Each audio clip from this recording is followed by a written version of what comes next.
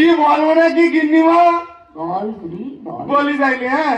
এই গিন্নিমার কথা মতন ওই দুটো গ্লাসের মধ্যে একটা গ্লাসের জলে আমি বিষ মিশিয়ে দিচ্ছি। বিষ? হ্যাঁ ছোট দাদা, তবে কোন গ্লাসের জলে বিষ মেশানো আছে সে কথা আমি ছাড়া আর কেউ জানে না গো। গ্লাস দুটো ফাঁকা কর। আমার কাছে দাদা তুই জলটা খেয়ে ফেললি? হ্যাঁ, আমার মা বলেছেন আমি খাবো না, তাই কখনো হয়। আপনি কি বোকা ছোট দাদা? কোন মা কি তার নিজের ছেলের বিষ খাওয়াতে পারে?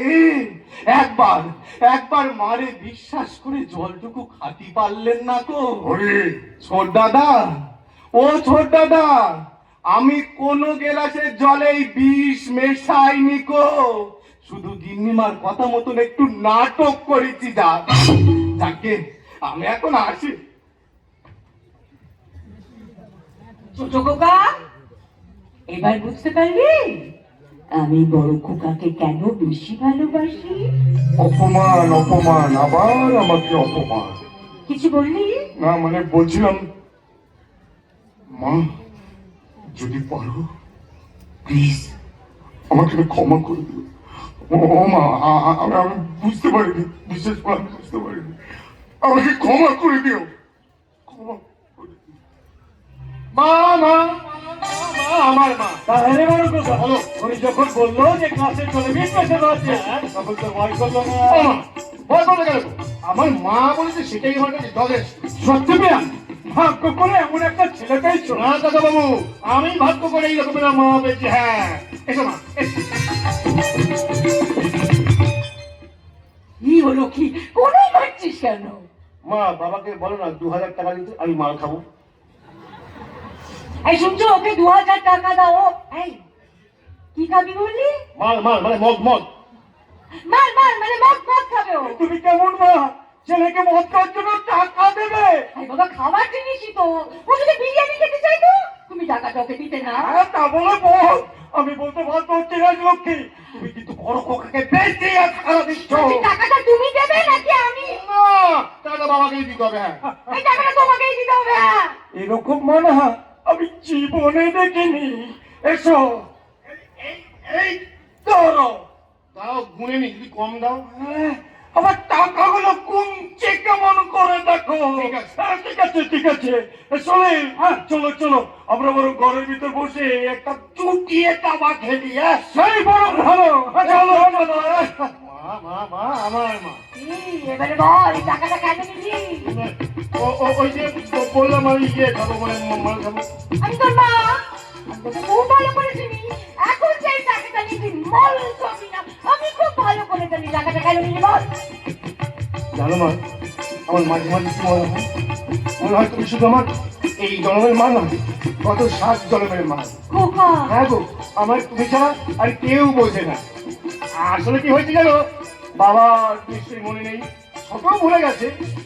আজ যে তোমার জন্মদিন মা, শুভ জন্মদিন মা। তোর মনে আছে? আচ্ছা, তোমার জন্মদিন আর আমি ভুলে যাবো, তাই কখনো হয়? তুই আমাকে এত ভালোবাসিস। তোমাকে ভালোবাসলো তো কাকে ভালোবাসবো বলতে পারো? তাহলে দে, আমার উপহারটা আমাকে দে। জানতাম ওই জন্য তুমি মধুসাগর দোকান থেকে তোমার জন্য পায়ের তোয়া নিয়ে এসছি। এই নাও। কি সুন্দর। ও, এইবারে বুঝলাম টাকাটা তুই কেন নিলি। হ্যাঁ, আসলে মধুসাগরকে বলেছি পরে গিয়ে দিয়ে আসবো। আর তোমার থেকে টাকা নেবো, আবার তোমাকেই উপহার দেবো, তাই কখনো হয়? ওই জন্য হাত থেকে নিলাম। এসো মা, এসো। ও মামা, ও মা, আমি না আমার বাকি জীবনটা তোমার উপরে শুয়ে ঠিক এইভাবে কাটিয়ে দেবো। তুই পাগল, মা বাবা কারো সারা জীবন থাকে, উপর থেকে যখন টাকা আসবে তখন আমাকেও চলে যাবে।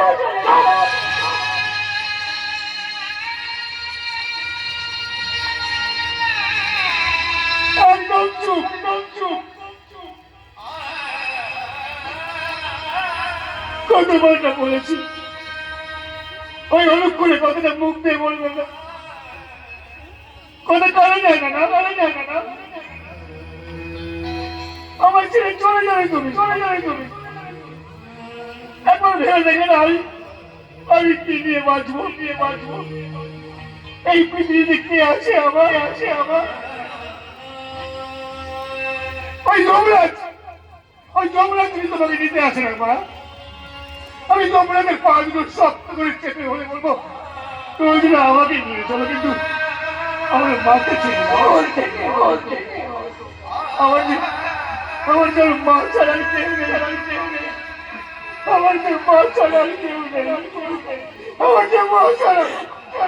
আরে বাবা, কি এমন বললাম? এত বড় ছেলে চোখের কোল গড়িয়ে জল বেরিয়ে এলো। আচ্ছা, মার উপর রাগ করে কেউ মুখ ঘুরিয়ে থাকে? আমি আর বলবো না। আমার মাথায় হাত দিয়ে বলো, ওই অলক্ষণে কথা তুমি আর কোনোদিন বললে না। বলো মা, বলো। এই অলক্ষণে কথা আমি আর কোনোদিনও বলবো না। ও খোকা, তুই যখন আমাকে মা বলে ডাকিস না, আমার মুখের মধ্যে জুড়িয়ে যায় রে।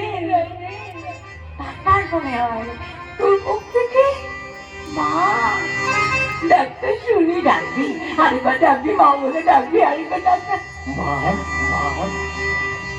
খুব করে